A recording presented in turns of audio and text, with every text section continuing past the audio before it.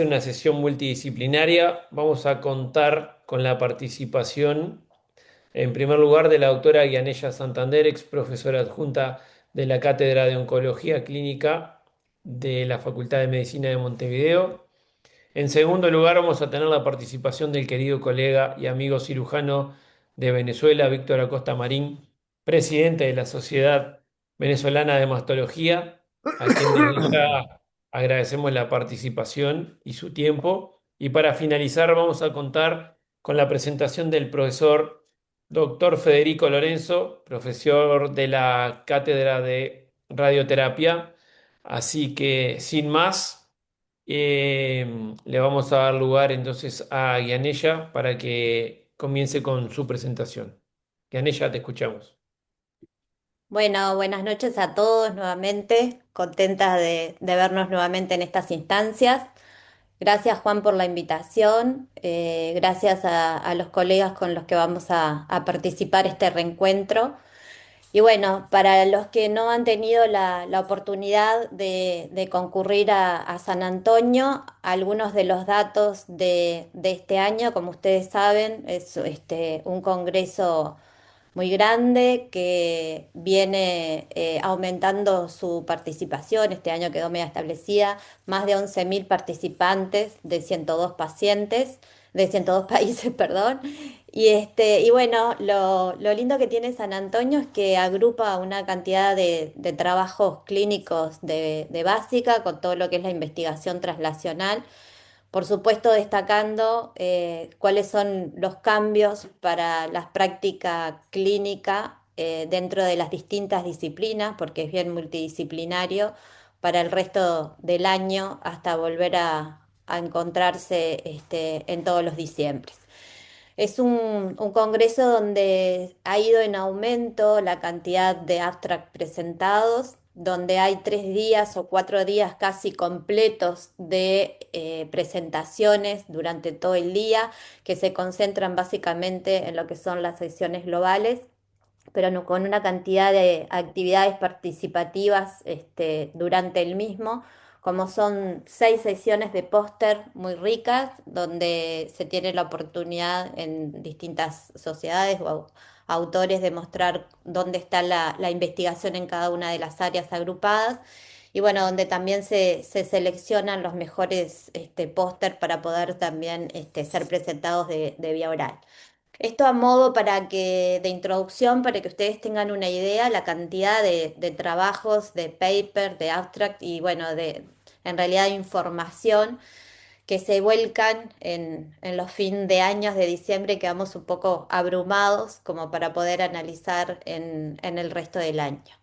Creo que haciendo un resumen que seguramente peca de sencillez total, se basó a grandes rasgos en dos grandes grupos de pacientes, un grupo de pacientes que tienen que ver con aquellos en estadios tempranos, con receptores de estrógeno positivos, los que son de alguna manera un diagnóstico producto de los cribados, y esto varía mucho, por supuesto, según la diferencia entre los países, pero bueno, que evocan a tumores pequeños, idealmente sin afectación ganglionar, y en pacientes en los cuales se está demostrando constantemente y consistentemente que hacer menos no es menor. Para ello seleccioné simplemente 3 estudios de lo que es la patología más temprana. Sin duda, que en el otro grupo están aquellos pacientes de alto riesgo con ganglios positivos, en los cuales más recientemente y sin duda se están cargando de fármacos nuevos en estudios que pasan, como siempre comentamos, desde la etapa metastásica hasta los estudios que demuestran su vinculación y su efectividad en la etapa temprana. Dentro de los estudios tempranos y de las novedades, creo que este estudio, el Lidera, fue uno de los que ha sido más nombrado posterior al Congreso de San Antonio y tiene que ver con la endocrinoterapia en adyuvancia. Este estudio lo que muestra es justamente una nueva indicación posible de adyuvancia comparada con lo que era la mejor endocrinoterapia para los tumores luminales, o sea, para los tumores receptores hormonales positivos y receptores de estrógeno positivos, básicamente con respecto al tamoxifeno y a los inhibidores de la aromatasa.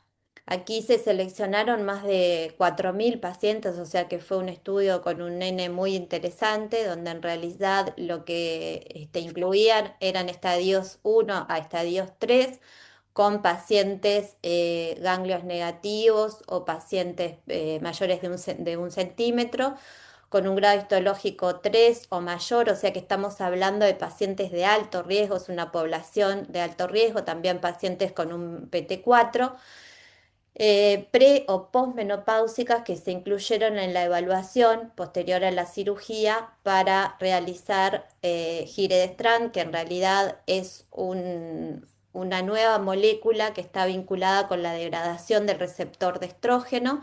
De este grupo, nosotros lo que estamos acostumbrados, y ustedes seguro lo han escuchado en todos los tratamientos que hacemos, es el fulvestrant, un similar, en este caso es un fármaco intravenoso, pero bueno, hoy en día se han estudiado varios de este tipo de subgrupos de endocrinoterapia, dentro de los que están el imlunestrant, el elacestrant, también evaluados en la enfermedad metastásica y que empiezan a haber una cantidad de estudios haciendo su evaluación en la enfermedad temprana.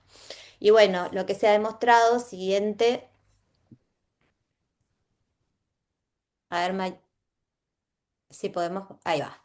Es que en este grupo de pacientes, de este grupo que se incluyó de pacientes, habían una gran mayoría de pacientes que eran, algunos, el 40% más o menos eran americanos, el resto también eran de distintos continentes, asiáticos mayormente. Habían pacientes pre y posmenopáusicas, que entonces, como les decía, se evaluaban a 5 años de Giredestrant o de la endocrinoterapia habitual, por decirlo de alguna manera.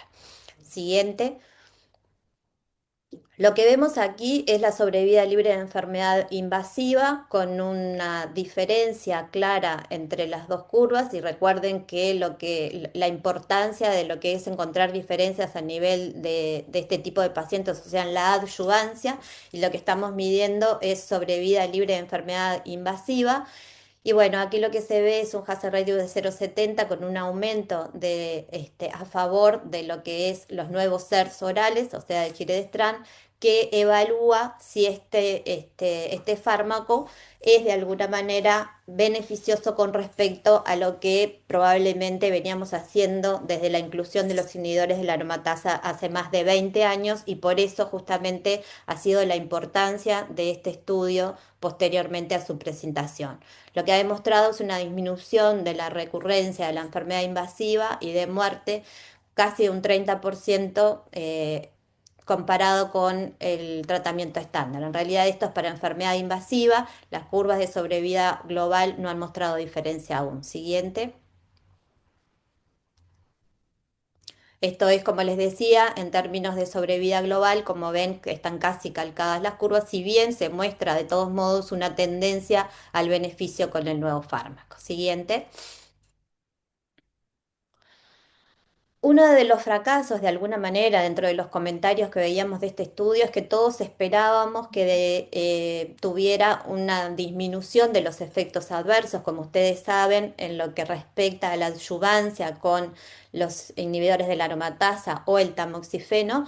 Tenemos un porcentaje muy alto de pacientes que abandonan el tratamiento, un 20 a un 30% de los pacientes en los primeros 2 a 3 años abandona el tratamiento, y casi un 50% de los pacientes no culmina los 5 años. Esto está muy relacionado con los efectos adversos, sobre todo las artralgias, a nivel musculoesquelético, los efectos tan frecuentes que presentan, después los relacionados sin duda con una símil eh, síndrome climatérico, bueno, como son las tuforadas, sin duda, y los síntomas vasomotores, que hacen que en la práctica clínica muchísimas pacientes tomen de forma irregular o incluso abandonen estos tratamientos. Pero bueno, en este caso los porcentajes de efectos adversos son casi similares, si bien en definitiva hay una mejoría en algunos de ellos y también de alguna manera los pacientes han cumplido más. Pero bueno, esto es en el contexto de un estudio clínico que por supuesto tienen un seguimiento mucho más exhaustivo estos pacientes que en la vida real. Siguiente.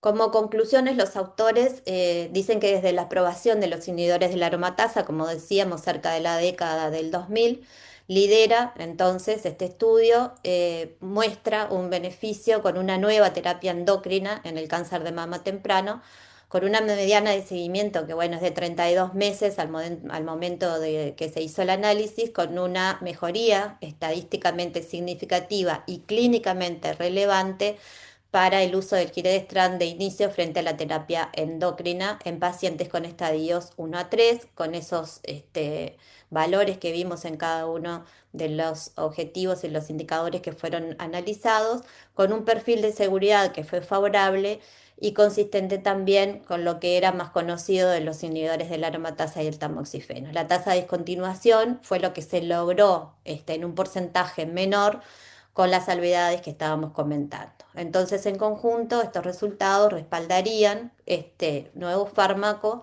como un potencial nuevo estándar terapéutico para pacientes con cáncer de mama temprano.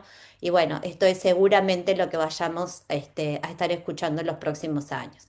Sin duda, algo muy grande a analizar es la posibilidad del acceso, que son fármacos, como sabemos, que son fármacos muy caros, andan en el ronda de los $20.000 mensuales, igual que los inhibidores de CK, probablemente un poco menos a medida del uso masivo, contra, nada, muy poco, que es lo que tiene de valor hoy en día el tamoxifeno o los inhibidores de la aromatasa. Pero bueno, en cuanto a beneficios, seguramente se va a comenzar a posicionar en nuestra práctica clínica en los próximos meses o años venideros. Así que este fue uno de los estudios más relevantes con los cuales, bueno, más se ha reiterado en las actividades de Post San Antonio. Siguiendo, les quería mostrar un siguiente estudio que lo que hace es un análisis de un estudio bastante más antiguo, del estudio alto. Este análisis lo muestra el doctor Matteo Lambertini, donde en realidad se analiza un subgrupo dentro de lo que fue el estudio alto. El estudio alto, les recuerdo solo a modo que era un estudio que evaluaba adyuvancia para el grupo de pacientes SER2 positivos, donde valoraba si el trastuzumab el trastuzumab y el lapatinib sumado a otras quimioterapias tenían mejor resultado. De aquí lo que se hizo fue un análisis de aquellos pacientes que eran triple positivos, justo esto lo comentábamos en un Ateneo los otros días y por eso lo busqué para compartirlo. En el concepto, ya desde el año pasado, con el estudio Patina también, de la importancia de revalorar lo que es la enfermedad triple positiva, que nosotros estábamos muy abocados al driver del ER2 únicamente en esos pacientes. Y bueno, la importancia sin duda de tratar, por decirlo de alguna manera, el efecto antiestrógeno aún en estos pacientes que tienen el driver del ER2. Entonces, bueno, como sumando a los análisis que teníamos en enfermedad metastásica, este es un estudio que evalúa la adyuvancia de los pacientes ER2 positivos, triple positivos. La siguiente, lo que se hizo fue medir los resultados de forma en sobrevida libre de enfermedad de los inhibidores de la aromatasa más los agonistas contra el tamoxifeno básicamente. Y lo que se ve es que con 10 años casi de seguimiento hay una diferencia importante con un delta de casi 13% a favor de utilizar inhibidores de la aromatasa. Esto se vio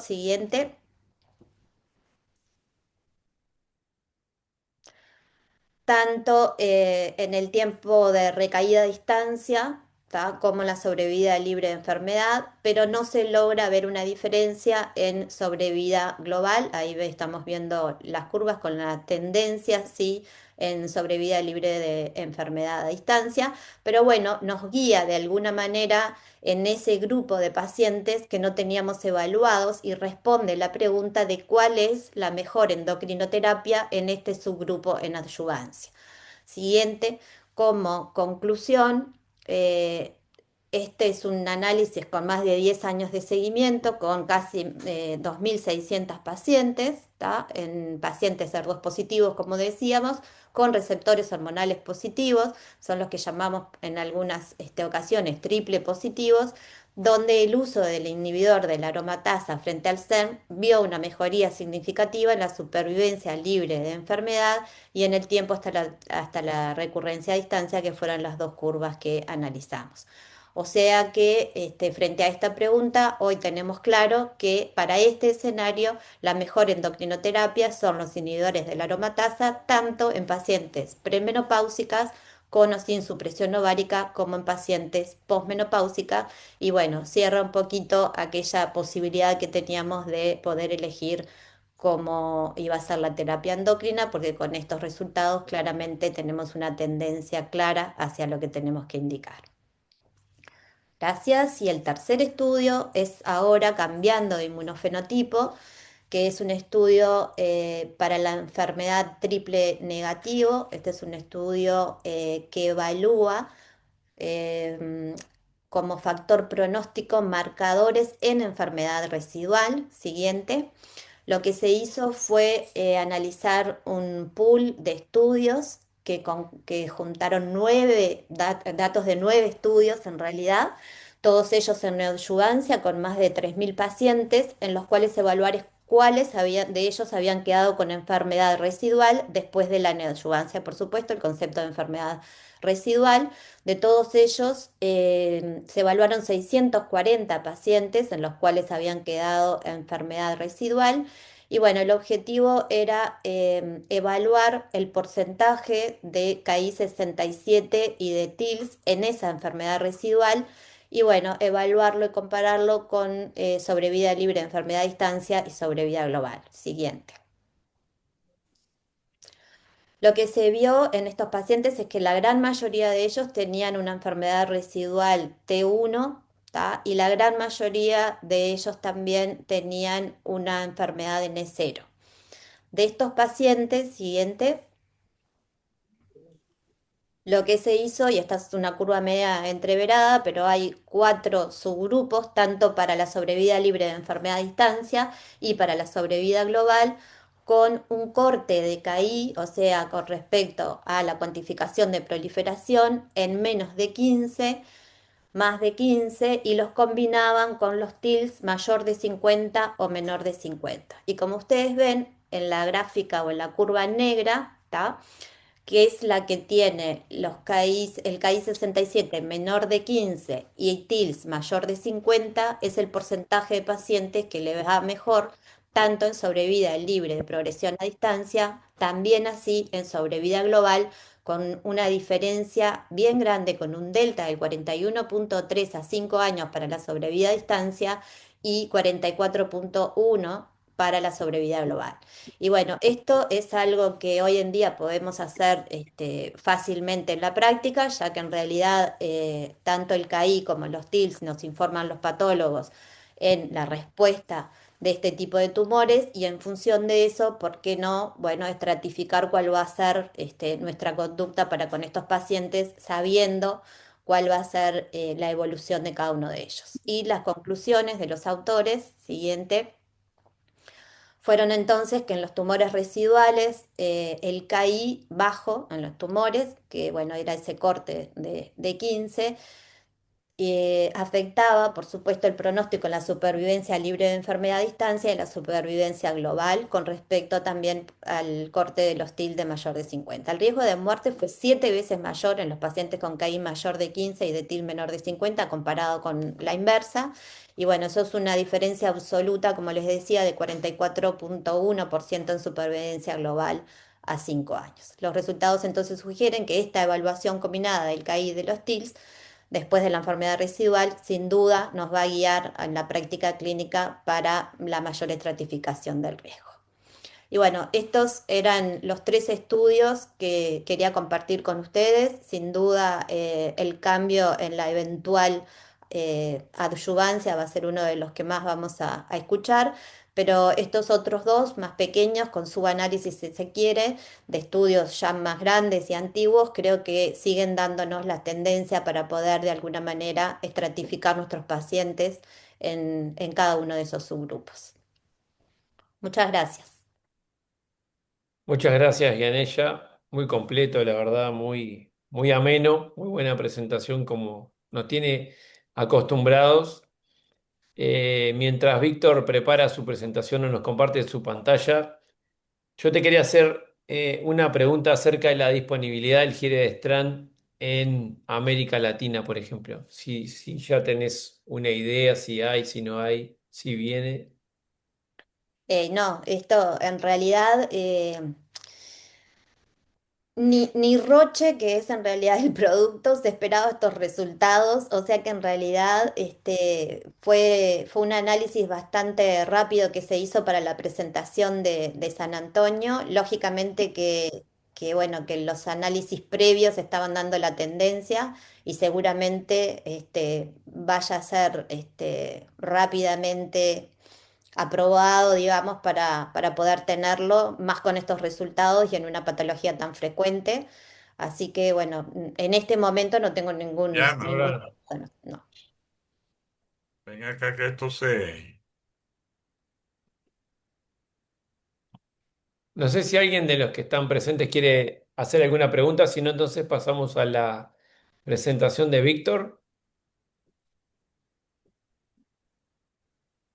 Si no tenemos preguntas, entonces le vamos a dar lugar a la presentación del doctor Víctor Acosta Marín, que es cirujano, mastólogo, presidente de la Sociedad de Mastología de Venezuela. Víctor, te escuchamos y te agradecemos tu tiempo y tu participación. No, por favor, el gusto es mío. ¿Pueden ver la pantalla y me escuchan bien? Perfectamente. Perfecto. Entonces, bueno, agradecidos con la invitación a la Sociedad Uruguaya de Mastología y especialmente a la doctora Yanella Santander por permitirme estar aquí con ustedes en esta actividad recurrente y que es importante para toda la región, como son los webinars de la Sociedad Uruguaya de Mastología. En esta Hola, oportunidad, hermosa. En esta oportunidad lo que me pidieron conversar y ya con la introducción de Yanella se resalta la importancia y la relevancia de lo que es San Antonio, como la actualización en lo que tiene que ver con terapia local, pero puntualmente con el manejo de la axila. Coincidiendo con Yanella, hubo tres estudios que en realidad fueron los más relevantes durante San Antonio. El primero que les voy a presentar es este, que tiene que ver con procedimientos quirúrgicos para estadiaje axilar más menos menos invasivo en pacientes que se convierten de axila clínicamente positiva a axila clínicamente negativa posterior a quimioterapia neoadyuvante, los resultados de los objetivos primarios del estudio Axana. El estudio Axana es un estudio internacional multicéntrico, no intervencional, como parte de un registro prospectivo que incluyó pacientes, como les comenté ahorita, axila positiva CN1 a 3A, que responden. Y en ese análisis final se incluyeron pacientes con respuesta patológica completa en la axila, pero inclusive con enfermedad residual. Puntualmente, ya yendo a el análisis de las características para el tratamiento regional, llama la atención el importante número de pacientes tanto en el grupo de respuesta patológica completa como de enfermedad residual que no incluyó radioterapia adyuvante en su esquema de tratamiento. Quizás el doctor Lorenzo nos hable un poco de esto más adelante. Pero dentro de la presentación de Axana, probablemente la gráfica que más llamó la atención y que es más relevante tiene que ver con la de sobrevida libre de recaída axilar a 3 años, comparando disección axilar versus procedimientos menos invasivos. Y como pueden ver en la pantalla, prácticamente se sobreponen una sobre otra, con una sobrevida para disección axilar de 99,2%, del resto de los procedimientos de 98,8%, y teniendo en cuenta que está por encima del límite inferior del intervalo de confianza para 90% con 98,2%, se confirma la no inferioridad de los procedimientos menos invasivos. La sobrevida global, la sobrevida para recaída axilar a 3 años, pero comparando centinelas versus TAT, tampoco tuvo mayor diferencia, con una sobrevida para centinela de 99,8% y para TAT de 98,5%, con un límite inferior de ese intervalo de confianza de un 97,8%. Cuando se hace el análisis univariable y multivariable con regresión de Cox comparando centinelas versus TAT, pueden ver que más allá de las sutiles diferencias expresadas en el gráfico para los hazard ratio de aquellas variables oncológicas, no se tradujeron en una mayor relevancia. De manera tal que concluye que estos resultados confirman que los procedimientos menos invasivos tienen menos inferioridad en relación a la sobrevida libre de recaída axilar a 3 años en comparación con la disección axilar para aquellas pacientes que inicialmente tuvieron axila positiva y que tienen excelente respuesta. Tampoco demuestran diferencias sustanciales entre TAT y centinela. Y un punto a relevar es que la radioterapia que se administró en estos momentos se demuestra como una terapia heterogénea y que, bueno, va a meritar un análisis mucho más profundo en las siguientes presentaciones de Axana. El siguiente de los estudios tiene que ver con la cirugía axilar en pacientes con 1 a 3 ganglios centinelas positivos con macrometástasis que son sometidos a cirugía preservadora. Los resultados secundarios del estudio INSEMA. En esta oportunidad, y este es el esquema de diseño del estudio INSEMA, pueden ver que en esta segunda randomización se eligieron alrededor de 1.050 pacientes con 1 a 3 ganglios positivos con macrometástasis, y para la segunda randomización con una relación 1 a 1, disección axilar versus centinela. Uno de los puntos más importantes de la presentación del estudio INSEMA tiene que ver con el diagrama de flujo para el estudio en sí. Pueden ver cómo de esa población inicial de 485 para una población con intención de tratamiento, alrededor de un cuarto de esa población abandonó el estudio, dejando una población por protocolo francamente distinta a aquella por tratamiento. Cuando vemos entonces las características de base para la población por protocolo, no hubo mayor diferencias, salvo con respecto al KI 67 mayor a 20%, hubo más KI 67 mayor a 20% para el grupo de disección axilar, sin que eso repercutiese en diferencias estadísticamente significativas. Aproximadamente el 40% de la muestra eran lesiones mayores de 2 centímetros, y como era de esperarse, hubo más radioterapias Perdón, gordito, para el estamos grupo estudiando. de radioterapia ¿Eh? regional. No, es un Zoom en vivo. ¿Cómo te fue? Vemos el análisis por su grupo con respecto a la sobrevida libre de enfermedad infiltrante. En el first plot podemos ver cómo aquellas lesiones más de 2 centímetros o con alta carga tumoral axilar fueron las que menos se beneficiaron de completar la disección axilar. Y también, como era de esperarse, aquellas candidatas a omisión del centinela, según los lineamientos o las guías publicadas por ASCO a mediados del año pasado, tampoco, o fueron las que menos también se beneficiaron. Por supuesto, con el amplio rango con respecto al coeficiente de intervalo, no permite hacer unas conclusiones francamente sólidas. Y como otro punto a descartar con respecto al KI 67 mayor a 20%, pareciera o es el grupo que más se benefició de completar la disección axilar. Esta es la gráfica más importante de la presentación del estudio INSEMA y tiene que ver con la sobrevida libre de enfermedad infiltrante, con una sobrevida para centinela en 86% y para disección axilar 93,8%, con un hazard ratio de 1,69, que al estar por encima del límite inferior preestablecido de 1,271 no logra demostrar la no inferioridad del centinela sobre la disección axilar, aunque se logró demostrar una excelente sobrevida global con 94,9 para centinela y 96,2 para disección axilar, con un hazard ratio de 1,19. de manera tal que concluye que en esta segunda randomización INSEMA provee información adicional sobre la seguridad oncológica para aquellos pacientes con omisión de la disección axilar posterior a un centinela positivo durante una cirugía preservadora con estricta indicación de radioterapia. Y por primera vez estos resultados demuestran un potencial impacto sobre la omisión de la disección axilar en lo que respecta a la sobrevida libre de enfermedad infiltrante a 5 años. Pero importante destacar, todavía hace falta seguimientos mucho más prolongados y ello está esperado al menos para el 2029. El tercer y último estudio en esta era de la desescalada tiene que ver con la omisión del centinela con ganglios con lesiones T1, T2 en pacientes con cáncer de mama que son tratadas con cirugía preservadora. Los resultados del estudio BOG 2013-08, un estudio randomizado luego de un seguimiento a 5 años. Este es el diseño del estudio. Pueden ver en los criterios de inclusión pacientes por encima de 18 años con cáncer de mama infiltrante, lesión unilaterales T1, T2, cirugía preservadora con radioterapia a toda la mama y cómo se dicotomiza a dos grupos, centinela y no centinela. De lo más relevante presentado pueden verlo en la gráfica como la mayoría de estas pacientes eran pacientes por encima de 50 años, con tumores pequeños, tumores T1, grado histológico 1 y 2, y era una población prácticamente restringida a lesiones hormonosensibles, receptores hormonales positivos.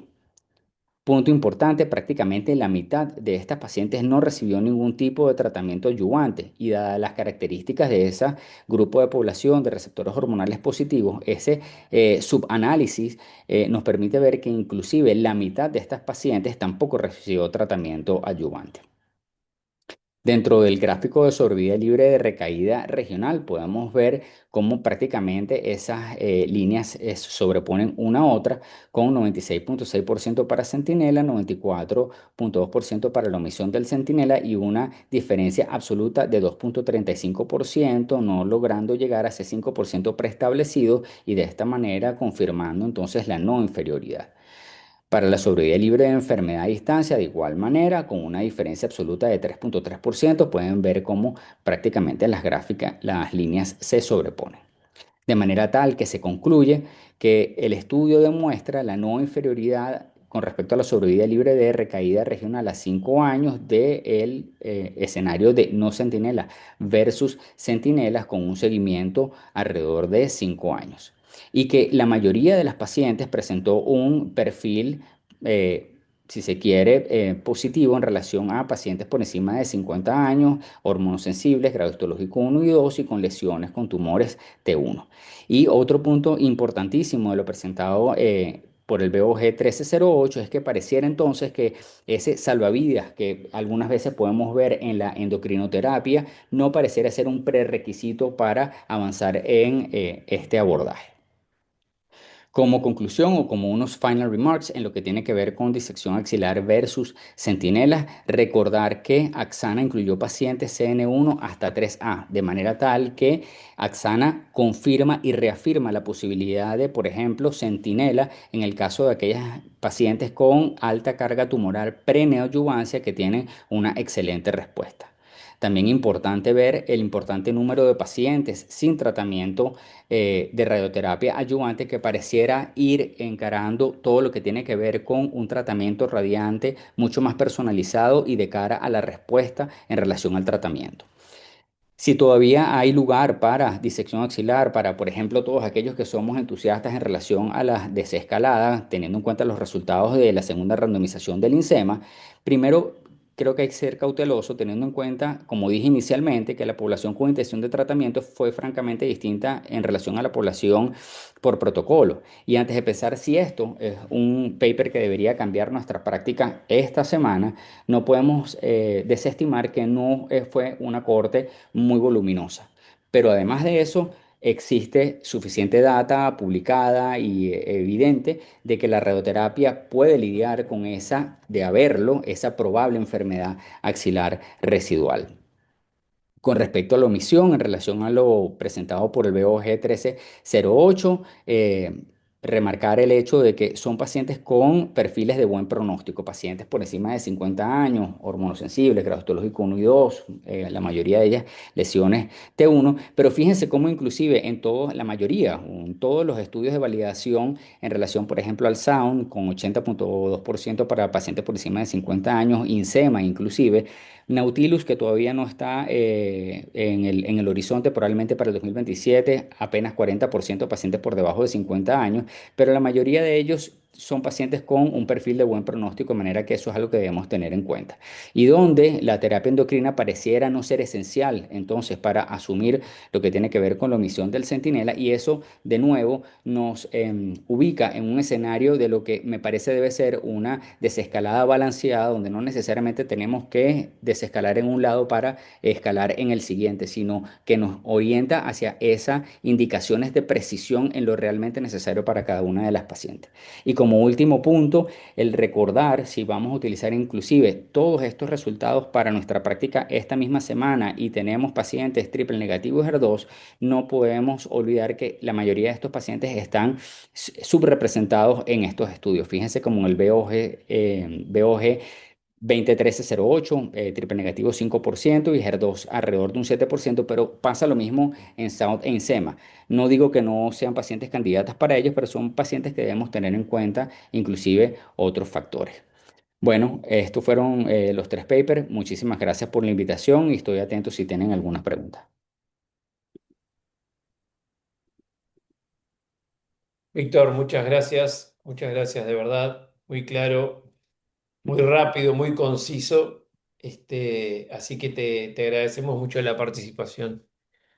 No sé si antes de que el profesor Federico Lorenzo pase a su presentación, hay alguien que quiera hacer alguna consideración o alguna pregunta. Este es el momento.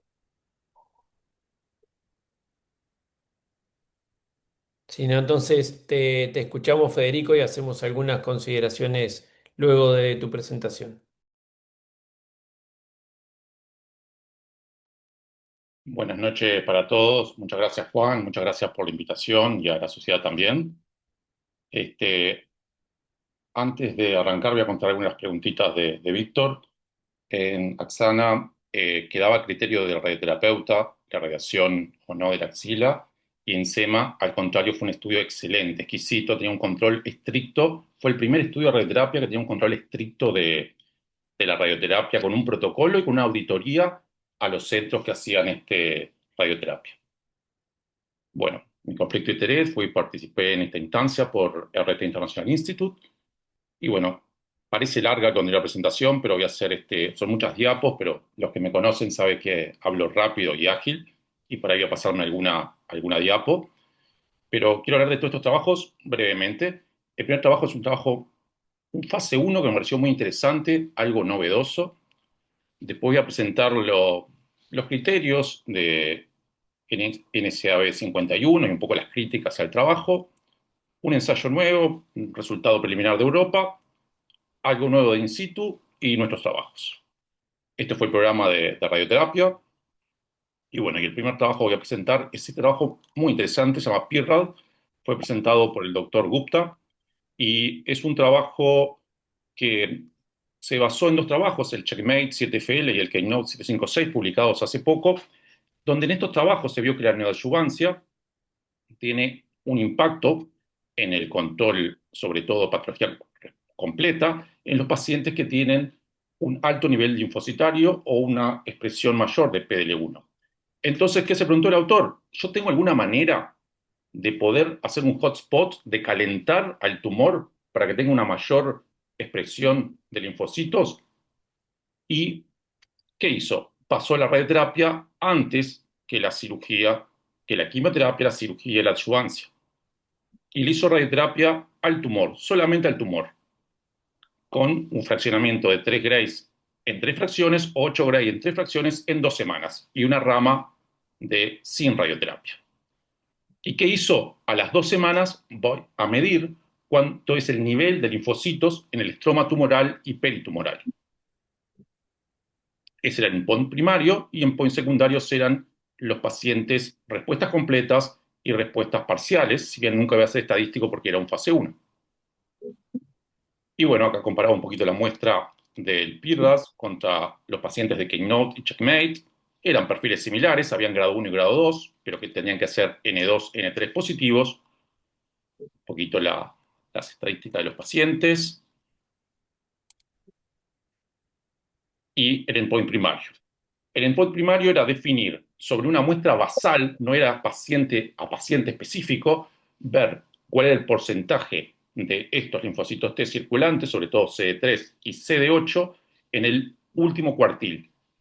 Y demostró por inmunohistoquímica que presentaban una supresión mayor significativamente y sobre todo en la rama de 24 Grays.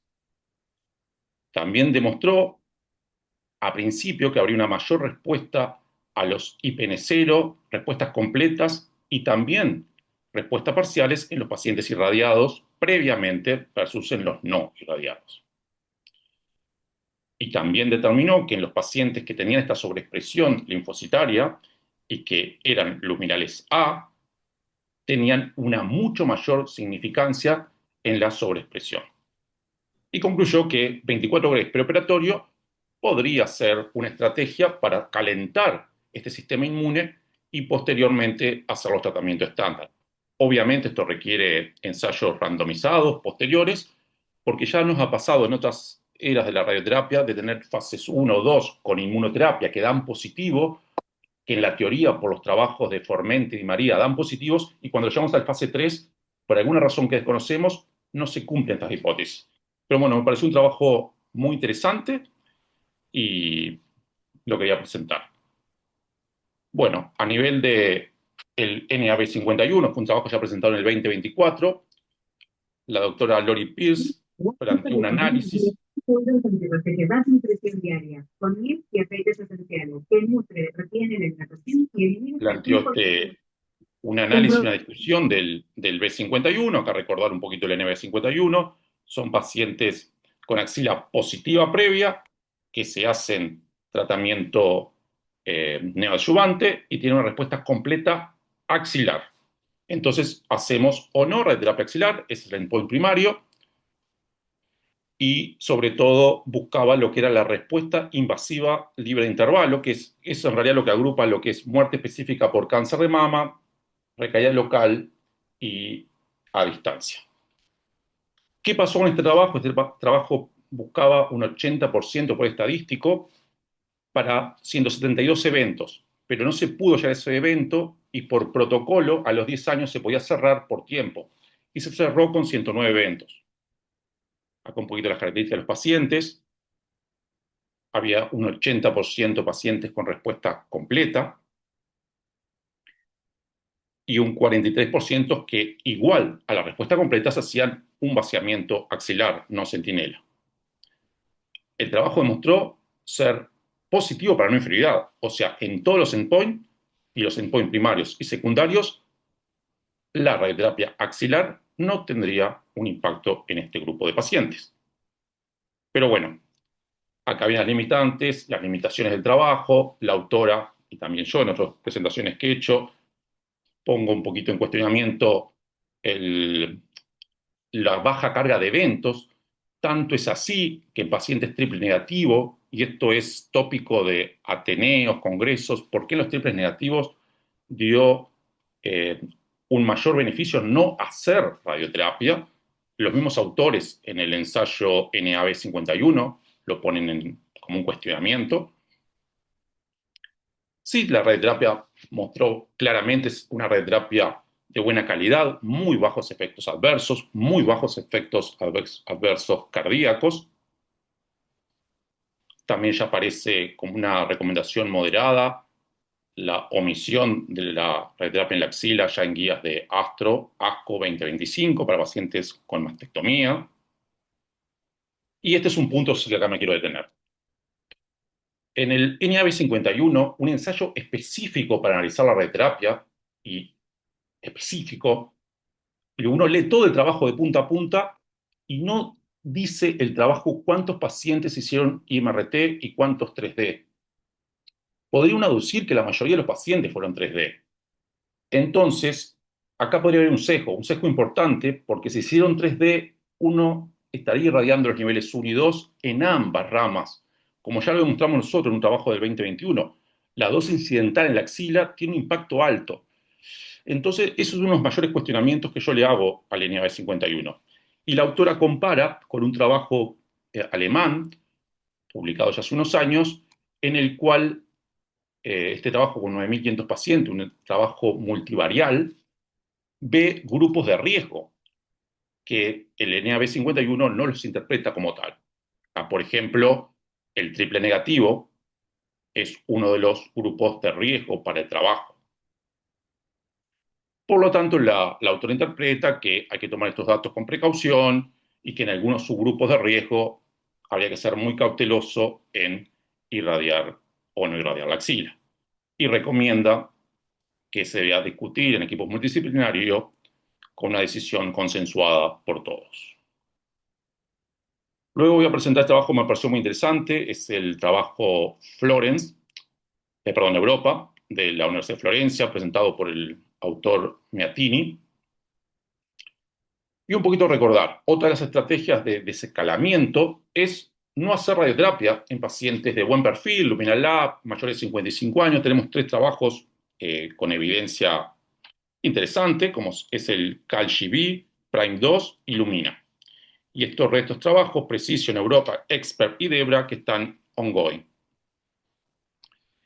El CALB, que fue un trabajo ya publicado con 636 pacientes, demostró que omitir la radioterapia en un grupo de pacientes mayores de 70 años y hacerle solamente tamoxifeno sería equivalente en sobrevida global, no así en sobrevida libre de enfermedad, con una P significativa. Lo mismo demostró Prime con su seguimiento a 10 años, donde nuevamente da lo mismo, sobrevida global sin varianza y la sobrevida libre de enfermedad, recaída local específico, una mayor recaída para los pacientes no irradiados, que en el grupo EARTH Low puede ser de 20%, pero esto no impacta en la sobrevida global. Y lo mismo el estudio de Whelan, el Lumina, da los mismos resultados. La diferencia es que este trabajo tiene un seguimiento de 5 años versus los anteriores.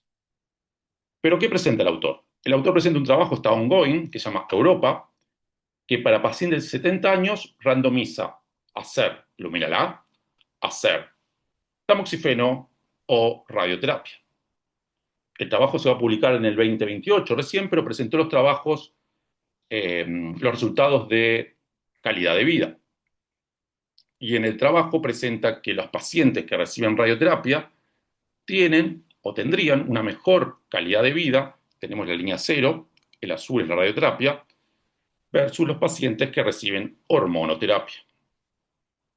También el primer evento de efecto adverso se ve antes con hormonoterapia y como dijo la doctora Santander, no es menor, y hay datos uruguayos reportados por Camejo y colaboradores, que un 30% de los pacientes no culminan el tratamiento de hormonoterapia. Entonces, esta podría ser una estrategia futuro porque todavía no está el resultado fase 3. Entonces, se concluye que en 70 años se puede omitir la radioterapia. En pacientes que toleren mal la hormonoterapia, podría ser una buena estrategia solo hacer radioterapia. Y pone como un tercer jugador, que sería hacer seguimientos por resonancia nuclear magnética. Luego, este trabajo, que fue también una actualización de un trabajo para carcinoma ductal in situ, en la endpoint hacer BUS o no hacer BUS.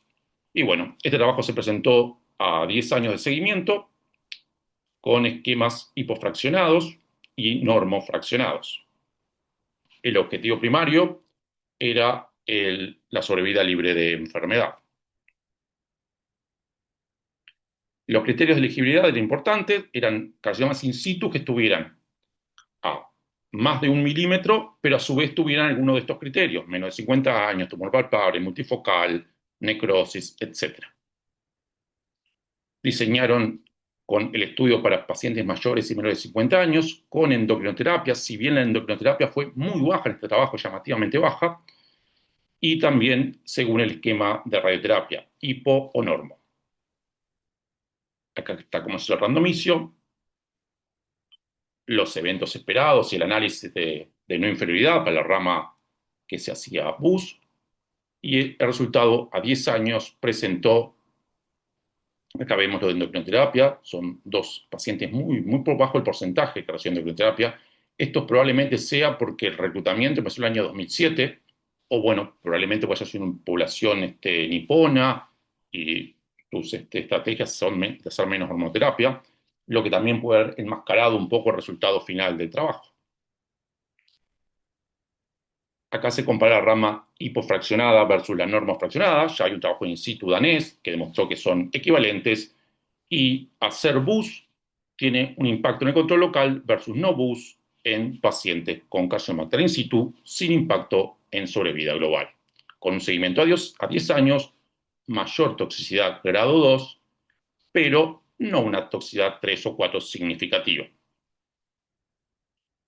Y por último, nuestros dos trabajos que presentamos en San Antonio, lo vamos a excusar hoy a Agustín de Star porque es su cumpleaños, un trabajo de radiómica con Deep Learning para autocontorneo del lecho, y otro trabajo de Joaquín Ferrer sobre un trabajo que está ongoing, está iniciando para su maestría, que es usar esta crema con 5% de pantenol y centella asiática versus tratamiento estándar en la aparición de radiodermitis, un trabajo fase 3 con 100 pacientes, interesante para el medio.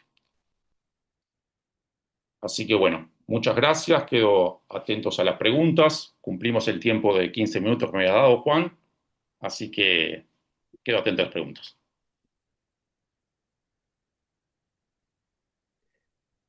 Bueno, muchas gracias, Federico, también por tu participación y tus aportes.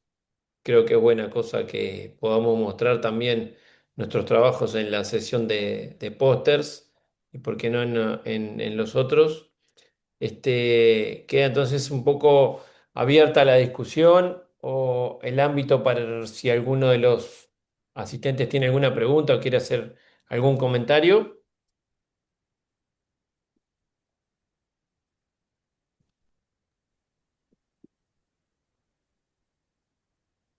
Víctor. Gracias, Juan. Bueno, felicitaciones a Federico por la excelente presentación y nutrida. Yo quisiera saber tu posición con respecto a que en San Antonio, uno de los escenarios que me parece que plantearon y que parece muy interesante, tiene que ver con ese punto que colocaste casi al final sobre que generalmente nos enfocamos en omitir la radioterapia, asumiendo que la paciente va a seguir con un tratamiento endocrino por determinado tiempo. Y de repente el cambiar esa perspectiva en lugar de omitir la radioterapia y dejar la endocrinoterapia, bueno, omitir la endocrinoterapia y quizás con los nuevos esquemas de tratamiento recientes de hipofraccionamiento, ultra hipofraccionamiento, la paciente podría tener resultados similares. Inclusive Yanella presentaba los resultados del lidera con un abandono del tratamiento de 20-30% a los 3 años y un 50% a los 5. Y eso no dista mucho inclusive del resto de hormonoterapia. Quisiera saber tu posición al respecto. Y si ustedes tienen algún trabajo pensado en ese sentido.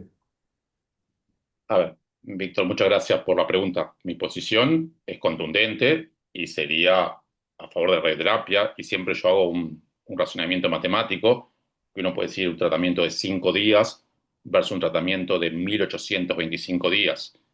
Pero ese es mi pensamiento. Hoy no tenemos un fase 3 definido con resultados firmes. Por lo tanto, no se puede hacer. O sea, hay que esperar a Europa, que va a estar en el 2028 los resultados, y los otros trabajos van a estar más adelante. Así que hoy no es una opción, como plantea el autor, solamente en aquellos pacientes que sean intolerantes al tamoxifeno. La radioterapia es la opción como única estrategia. Y bueno, pero yo soy un ferviente, hace tiempo vengo diciendo eso. Por suerte hay un trabajo que va a responder la pregunta. Gracias, Federico. Gracias, Víctor. No sé si alguien tiene algún otro aporte o algún otro comentario. Yo hice algunas anotaciones que me quedaron un poco dando vuelta y que comparten un poco lo que son las presentaciones de Víctor y de Gianella, que a veces vemos, por ejemplo, en San Galen, cuando se pregunta si los mastólogos siguen teniendo en consideración el valor del KI para lo que sea alguna eventual decisión terapéutica. Y creo que el CAI mantiene absolutamente su vigencia.